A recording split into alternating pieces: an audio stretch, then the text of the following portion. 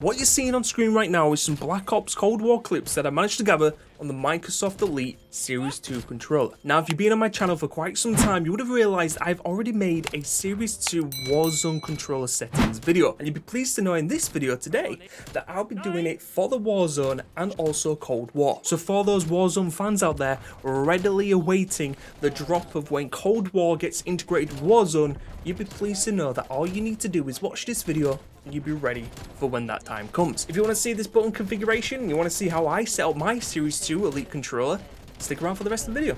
Let's get right into it. So the most important thing to talk about first, I believe, is the controller itself, because there's some hidden components on this that you may not even realize that you can change yourself. Let's talk about the big blue thing on the front right here. This here is a control freak, actually a control freak for Modern Warfare Warzone drop that they did back then. I've used it since then and I've used it ever since, not wanted to change it, and it's pretty awesome because it's got a bit of a dome effect to it and it's a bit larger of a surface area than the other one over here. Both thumbsticks together, both are the exact same. It's the standard height, it's like a mid-rise thumbstick of the version, or that concave, the one that you can get. Both are the exact same, and those two are the one I use. The one without the blue control freak on the left one, and the one with the blue one on the right one, of course.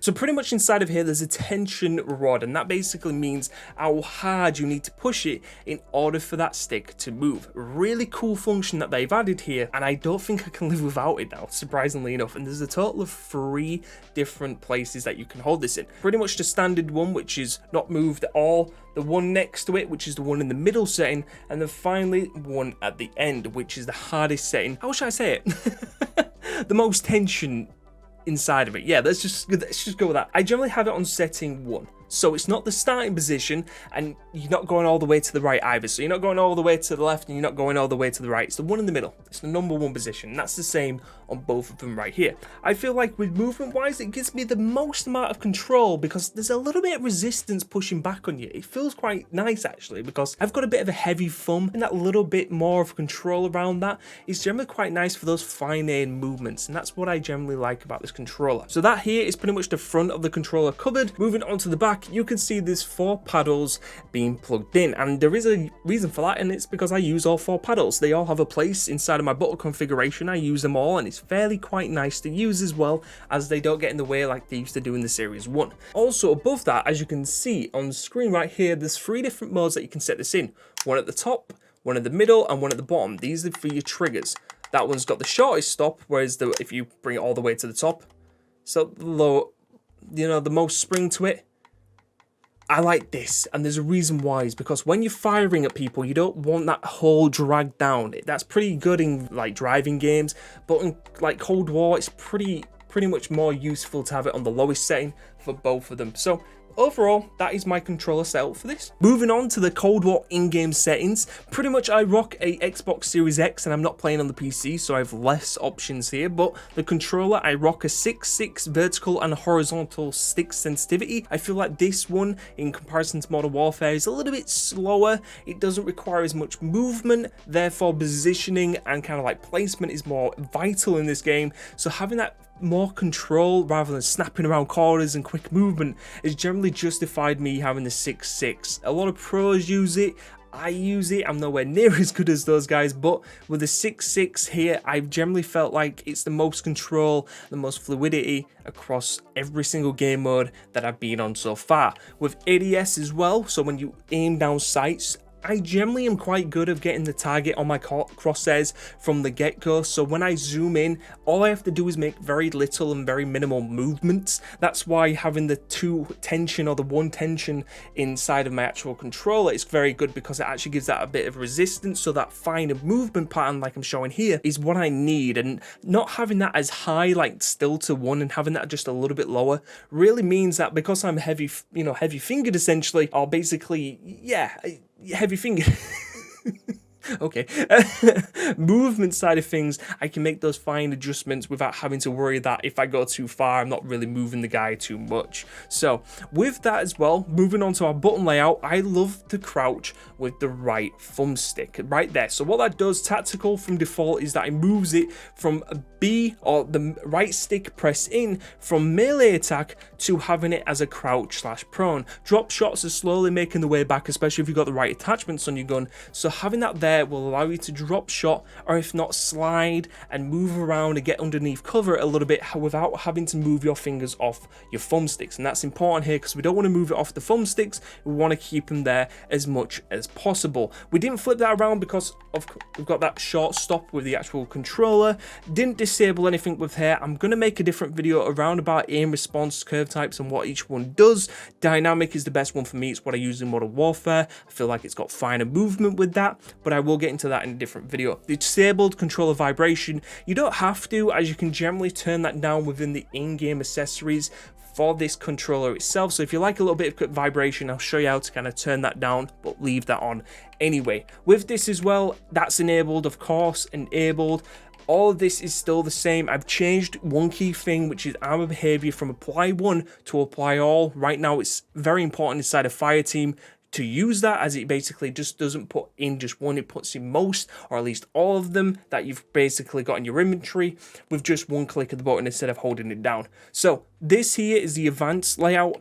Right now, I'm rocking the stick layout, which is just default. I don't need to be moving that to southpaw or anything like that. And this is the minimum and maximum input and output threshold. But here with the minimum, that's the most important. If you're experiencing some stick drift, so if you're sat in game and you're kind of like drifting a little bit to one side, turn this up.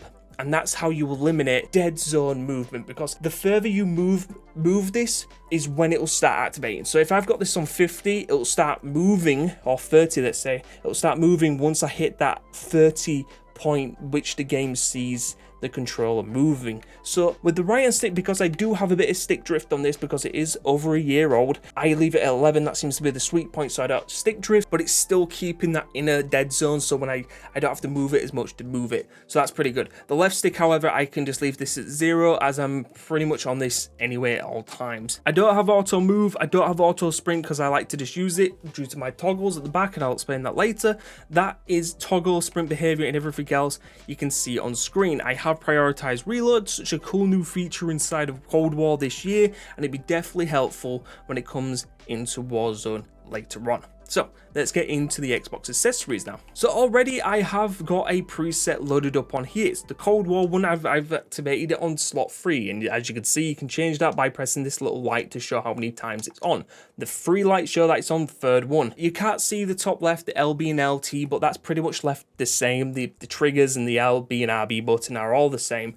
But let's talk about the main bit first, and it's the things, the paddles on the back. P1 is the one on the right hand side, so we'll take it when we're looking at the video on the screen right now. Is that X is on P1, that basically means I can reload, and A, which is jump, on P2, which means I can jump about. Very good for movement and quick reloading, and especially when it's inside a Warzone, picking things up from the ground. Now this is a personal preference one, but I have left click as my P3 button, and I feel like pressing down on the left click button is more annoying than anything else. I don't know why, for me it's just annoying just to press that in. But Y is in P4, which means quick swap weapons, and also when Warzone comes out, you'll be able to apply that armor back in there with just holding down this right here. Again, minimizing the amount of movement time you have to take off the right thumbstick in order to make some key movement or key button presses when you're mid-fight, because trust me, the reason why I like controllers with paddles on back is because it minimizes you having to come off that thumbstick, and basically means that extra second on the thumbstick means you could be on that target a little bit longer whilst you're doing something else at the back. And then finally, a key thing, and I did this for Warzone Modern Warfare, is that the left D-pad on this game is left stick click in, and that's ping. But it's also another thing is gestures. These gestures are spray paint. So what they used to do in the spec weapon, now you have to hold down the left ping, your left on the D-pad now, and it was the same in Warzone. Super annoying. If you could remove that Treyarch and just have it so that I can just hold down that button and nothing happens, that would be great. Gesture. Why can't I say that today?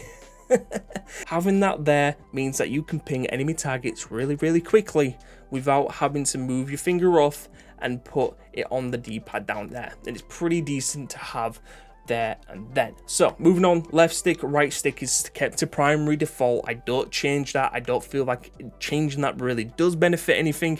Maybe left stick could be changed to the whole aggressive, so that's instantly moving there, but again, it doesn't really change much. Triggers, I've set this dead zone to 10. Vibration, remember how I said before that you can lower the vibration if you like it? It's right here. So go to vibration tab, and it's actually here, if you can hear that. And you can lower it where you feel fit. So here the brightness is all kept the same, and that is there pretty much my Cold War in-game settings and Elite Controller 2 settings. If you liked what you see here and you want to see more Call of Duty content, and if this has helped you, feel free to support the channel and subscribe, like the video, and I shall see you all in the next one. Bye bye for now.